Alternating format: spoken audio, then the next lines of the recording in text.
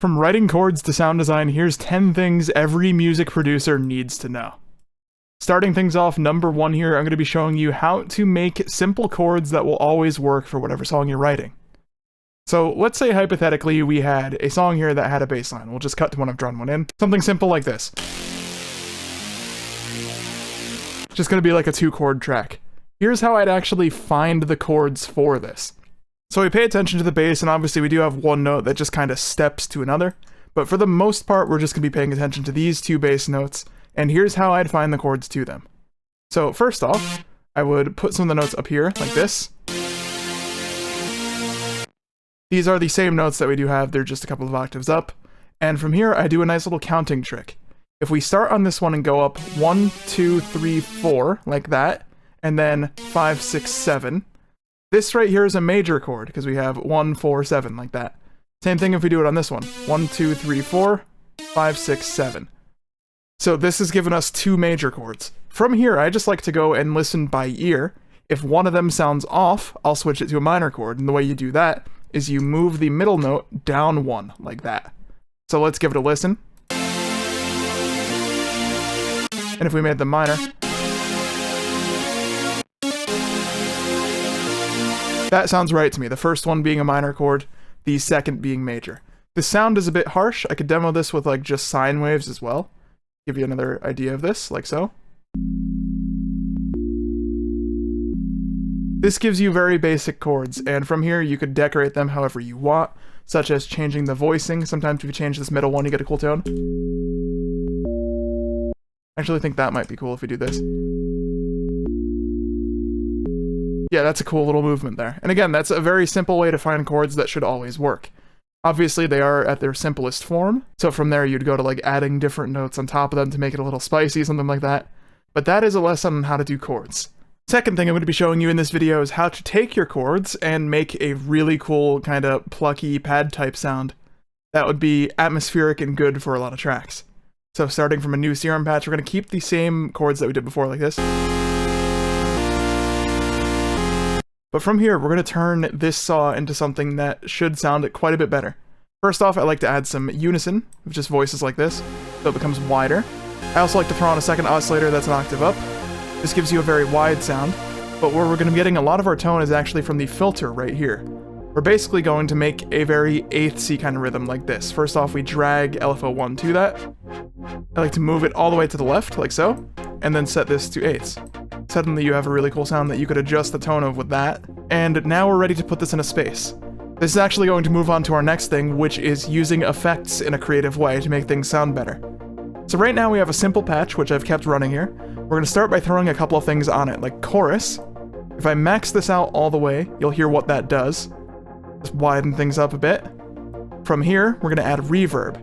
With this kind of sound, I like to do a short decay, short size, and just mix it in like this.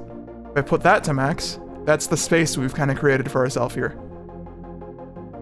I also like to mess with delay to get things bouncing in your ear a bit more, like this.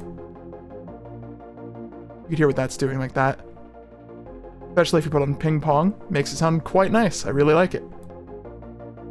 Some additional effects we could throw on are messing with compression. That's obviously way too much, but we just do this a bit to level out our sound a bit and make it easier to kind of go into like limiters and stuff later on in the mix. I also do some additional creative effects like disperser, just to give this a nice pinchy tone. But really, this is mainly about how you learn to use effects. You see, all of these is just like, you know, I have a lot of experience doing kind of sounds like this, so I sort of know what to reach for. And that's something that you just learn as you make different sounds and throw effects on them over time. The next thing I'm going to be talking about is how to sidechain. Sidechaining is crucial, very important for a lot of different types of music. We're going to throw on a different chord progression here just because I'm sure you've heard that quite a lot. Just one chord like this. We're going to be sidechaining this. So first off, what we're going to do, I'm actually going to make that a bit longer. We are going to throw in a kick drum over top this, just so I could show you what it would be like. So let's just grab any random kick. That'll do. Perfect. Now, you'll notice up here, I do have these inaudible kind of ghost kicks, like this, it sounds like. See, there's no sound. If I were to enable that, it sounds like this. That's on purpose, because I'm actually using that as a trigger point for sidechain. The way I've set that up, first off, let's just get our drums right where they need to be. Yeah, just like this. So the way I've set that up, I actually take my kick drum and I put it up here again. I go up here, make this unique, so it's technically a different one. This is what I have routed over to a different mixer than what we were working with. And again, that one's unrooted from the master. I'll shorten it to be as short as it could be, and I just put that over where all my kicks are. So that's exactly what you see already set up here. That way, my kick can be however long it needs to be, and it doesn't affect the sidechain, and I can do it myself. So what we're going to do is go to that kick sidechain, and we right-click on this little button for whatever we want to sidechain, and then hit sidechain to this track. Then on that mixer, we open up, I'm going to say Fruity Limiter, because if you're watching this, you're probably using FL. Fruity Limiter, you could set this up with for free, which is really nice. We go to the compression tab, and we right-click here and select kick sidechain. This is what we've set up from before. And from here, you could alter the release knob to decide how long you want your sidechain to be. We just lower the thresholds, that way it actually does something. And listen now. This is sidechain now set up nice and easily, right with Fruity Limiter, which is a stock plugin. Now, sidechain, if you're watching this, you probably want to have a bit of a deeper understanding as to what exactly that does. It means that, you know, when your kick is playing, everything else is ducking. This is especially helpful if you're trying to sidechain a kick and a bass together, because those things exist in the same frequency space. They're both like bassy sounds. And if you have a kick and a bass playing over top each other, it's going to get kind of distorted and sound bad. You don't want that. But if you sidechain, that's not going to be a problem, which is really nice. And of course, there are different ways to do it. I like to do multiband sidechain, which is something you could do with Pro MB, but that's a plugin I've bought. This is a way to do nice single band sidechain, fast and easy, with a plugin built into FL. Now, the next thing I want to talk about is some basic form of sound design. We kind of already went over this to a basic degree with the chord sound we made, but obviously sound design is super important. When you're starting off, you're probably using a lot of presets, but ultimately you're going to want to learn how to make some sounds yourself, so that way you can make things that your presets aren't really offering you. Now, this is something that you get a lot of trial and error with. You just kind of learn this over time, but I'm going to give you a couple of tips. I've done a few sound design videos, like how to make cool plucks and stuff, but honestly, one of my tips that I want you to walk away from this video especially, is that the basic shapes, like things like sines and saws, are super helpful. Right now, we've just made a sound like this, and that's just a sine wave with low decay, and we took down the sustain.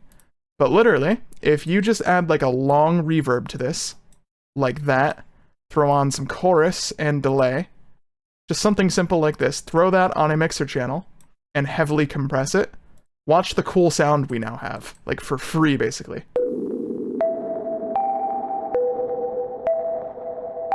Pretty cool, right? And again, that's just a sine right now. We could add another one that's, say, an octave up with some voices of unison.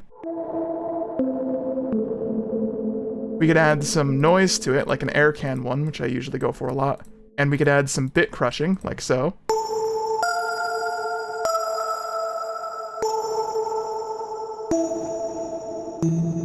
See, that's just some simple sound design that you could throw together in literally seconds. It's really easy. And obviously that's just a little pluck we've made. Then there's like the bass sounds and stuff. Sound design is just something you're going to want to learn, but hopefully I've given you just a few tips in between like the few sounds we made in this video so far to make that a little bit easier for you. Don't be afraid to experiment with like creative uses of effects. I have a lot of videos on the channel that will help you out in more depth as well. Would definitely recommend you go check those out. The next thing I'm going to be showing you production-wise, this one's pretty simple, but it's very important to know. Say, for example, you're going through your one-shots, and you come across one that you want to use in a track, so, for example, this one. Now, you'll notice this sample in particular is named, and it does tell me the note that that sound actually is, which in this case is E.